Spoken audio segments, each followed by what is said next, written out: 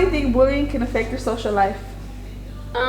Bullying can affect your social life in many ways. I feel like once you get bullied, your self-esteem goes really low. I feel like as bad as suicidal thoughts as these other kids have, like, I'm gonna do it right now, I don't think it ever got that bad. Like, oh, like if I wasn't here, like it would be better, like they would stop messing with me, you know? What do you think of those that post suicidal thoughts? Okay, people who post suicidal things can go two different ways. I feel like at the end of the day, everything people post on social media, you should take very seriously. You should reach out and ask them how they're doing. Because I never posted nothing like that. I would tell my friends, like, hey, like I'm going through some stuff like that. Obviously, they would be there for me. Also with my family, I have a really strong family, as in they care about other kids' mental health, this and that. My mom always told me, if you're going through something, like we'll get you a therapist. So obviously, I never had no problems with keeping my emotions bottled up because I had a family to go to. Meanwhile, other people, other kids don't have that. So at the end of the day, they're alone with their thoughts. They don't know what to do. That I feel like that's the main reason people go into killing, like suicide. Okay, and why do you think teenagers bully? I feel like teenagers bully just to feel good about themselves. I feel like they say things to the people they're bullying just to maybe come off in a cool manner way to the friends they're with. But at the end of the day, the kids you're bullying, they go home sleeping with those thoughts, with those words that you're telling them. So freshman year, I was getting bullied by 3 girls. Keep in mind, first year of high school, you're getting bullied by 3 girls. That's not a good thing at all.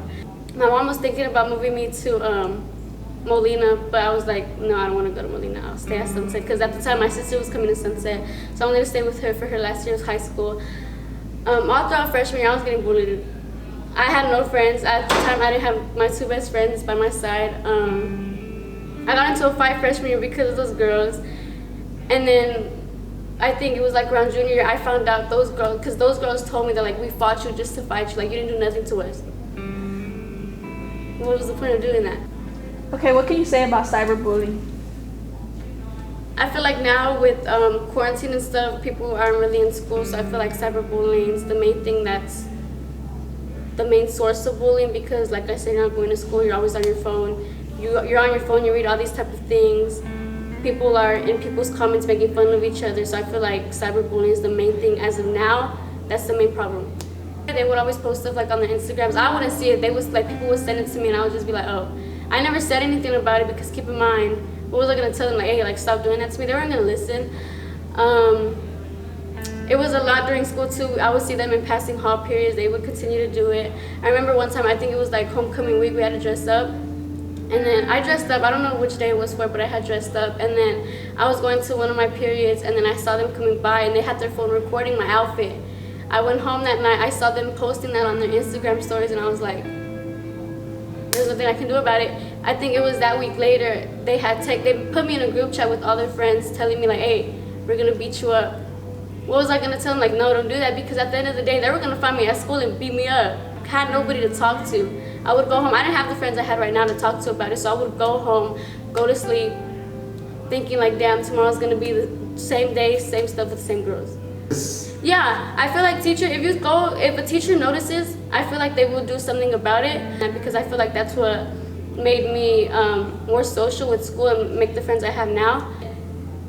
If you're not that comfortable, if you're a shy person who doesn't want to speak, then that's when you go back to, do you have a strong mental, emotional support at home to go talk to? Because if you do, your parents can come up here any day and talk to them like, hey, like my child's getting bullied, like I don't know what to do, like. Bullying is worse than getting bullied at school? As of now, like 2021, yeah. Because like I said, not many people are in school, but like, ask me this question 2 years ago, I feel like bullying would be more worse at school because, hey, like you're right here, like let me beat you up. Like you're right in front of my face, you know? Mm-hmm. Yeah. Okay, what do you think about suicidal thoughts? Suicidal thoughts, I wouldn't say I feel like everybody has suicidal thoughts, but then again, I feel like everybody does have suicidal thoughts at the end of the day with the little things they go through. Not little things, but like big things they go through. I feel like you need to speak about how you feel in order to get help. My mom always tells me, even when my mom sees us doing good, she tells me and my sister, my brothers, if you're going through something, please tell me, because I'm always seeing these things about kids killing themselves, kids going through this and that because they didn't speak out. And I also feel like people should check up on the friends who look like they're not going through none of that. The happiest friends, I'm pretty sure everybody knows the friend that's always happy, they don't have no problems going on, but deep down they can be at home going through some deep stuff. So I feel like you should check up on that. I feel like people aren't as happy as they seem when they're around a bigger group of people. Because you can go home every night, cry yourself to sleep, like, dang, like, this is really happening to me. I don't have nobody to talk to because everybody sees me as a happy person. They probably don't think I'm being serious because of how happy I am portraying myself to other people. I'm pretty sure everybody knows who he is. It was the beginning of quarantine of 2020. Everybody lost a friend that I really adored. He was a really good person to me. I talked to him every once now and then. He would always say hi to me. He was a really good person, very open-hearted person. He cared about everybody. He lost his life to suicide. If I were to see this the year before this happened, if somebody were to tell me like, hey, like, he committed suicide, I'd be like, no, he didn't. With how happy he was, he would never do that. But then you're in the moment, you see that he did it, and you're just like, dang, like, he was such a happy person. Why would he do that to himself? The final thing I have to say is, at the end of the day, things do get better.